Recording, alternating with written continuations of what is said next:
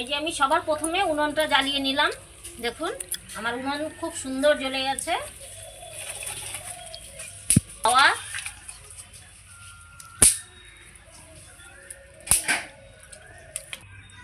এই যে এইবার আমি কড়াইটা বসিয়ে দিলাম।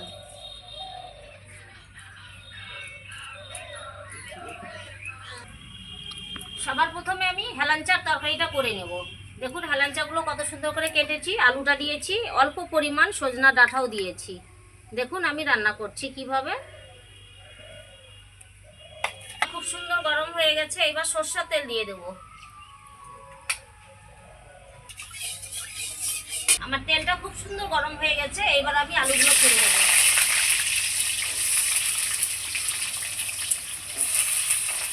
সজনার ডাঁটাটাও একসঙ্গে ছেড়ে দেবো, দুটোই একসঙ্গে ভেজে নেবো আমি।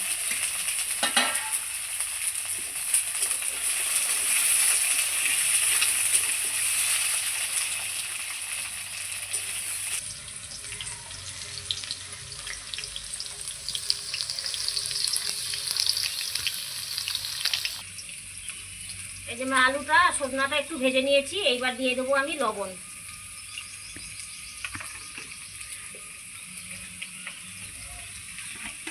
সঙ্গে একটু হলুদ গুঁড়ো। এই লবণ হলুদ দিয়ে আলুটা সজনাটা আমি একটু ভেজে নেব। আমার আলু আর সজনাটা খুব সুন্দর করে ভেজে নিয়েছি লাল লাল করে। এইবার আমি সজনাটা আলুটা দেখুন আমি লাল লাল করে খুব সুন্দর করে ভেজে নিয়েছি। এইবার কেটে ধুয়ে রাখা হেলাঞ্চাগুলো দিয়ে দেবো।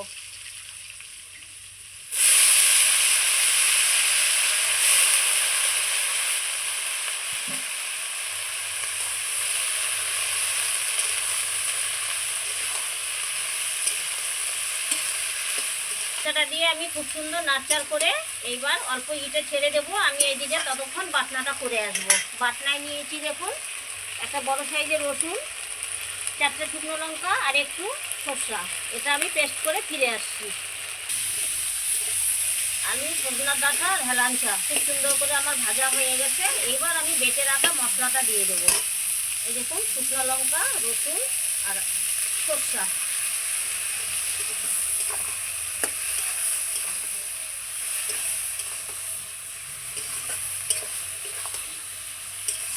বন্ধুরা এইভাবে কেউ হেলাঞ্চা খেয়েছেন কি? যদি খেয়ে থাকেন অবশ্যই আপনারা কমেন্টে জানিয়ে দেবেন। আর যদি না খেয়ে থাকেন অবশ্যই এইভাবে একবার হলেও আপনারা বানিয়ে খাবেন, খুব সুন্দর খাবার।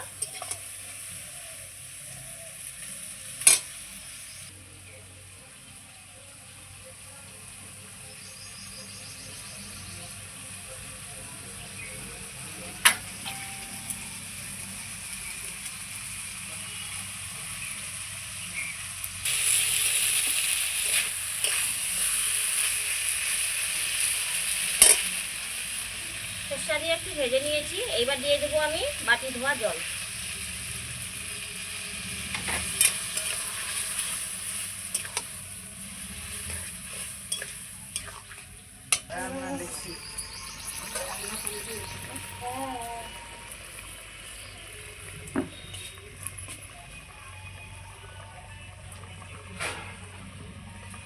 এটাই ছাড়ছে না।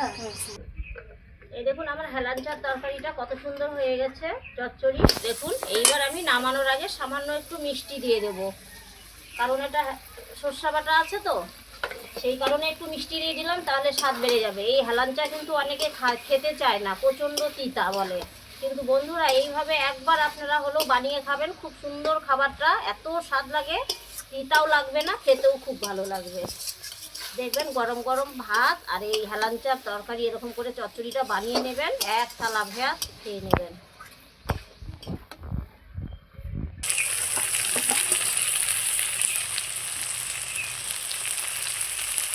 এই যে আমার হেলাঞ্চার চচ্চড়ি হয়ে গেছে বন্ধুরা, এবার আমি নামিয়ে নেব। দেখুন কত সুন্দর হয়েছে, কালারটাও কত ভালো এসছে।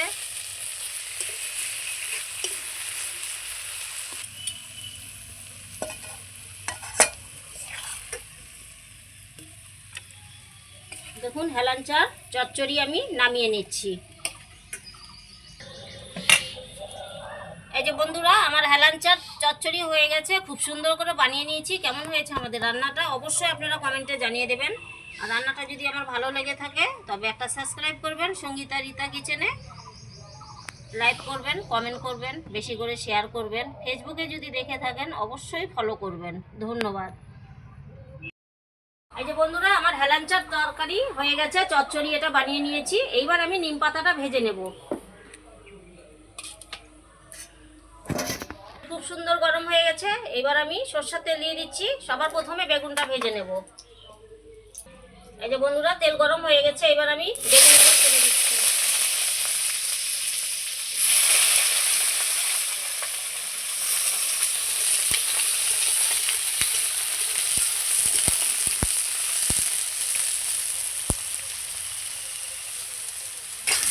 বেগুনটা দেখুন আমি তেলের মধ্যে খুব সুন্দর করে ভেজে নিয়েছি। এইবার দিয়ে দেবো লবণ হলুদ। সবার প্রথমে লবণ দিয়ে দিচ্ছি, সঙ্গে দিয়ে দিচ্ছি হলুদ গুঁড়ো। বন্ধুরা, এই নিম পাতার মধ্যে একটু লবণ বেশি হলেও অসুবিধা নেই, এটা যেহেতু নিম পাতা তো তিতা, একটু লবণটা আমি বেশি করেই দিলাম। এই যে বন্ধুরা, নিম পাতার বেগুন ভাজা দেখুন আমার কি সুন্দর লাল লাল বেগুন ভাজাটা হয়ে গেছে। এবার আমি নিম পাতাগুলো ছেড়ে দেবো।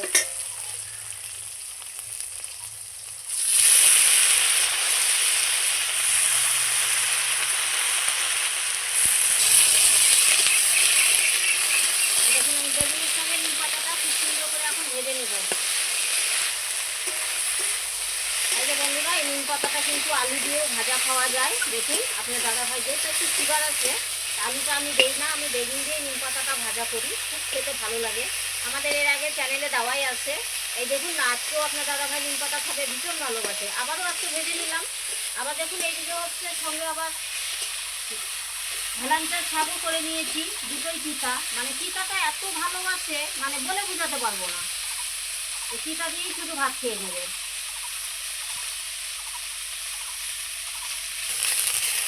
এই যে বন্ধুরা, আমার নিম পাতা ভাজা হয়ে গেছে। এবার আমি নামিয়ে নেব।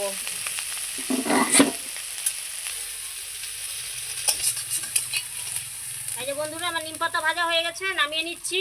আর আজকে আমি দুটোই তিতা শেয়ার করছি আপনাদের কাছে। বন্ধুরা, কীরকম হয়েছে অবশ্যই কমেন্টে জানিয়ে দেবেন কিন্তু। এরকম তিতা খেতে কে কে ভালোবাসে। দেখুন আমি দুটো তিতা একসঙ্গে আজকে একই দিনে বানিয়ে নিলাম।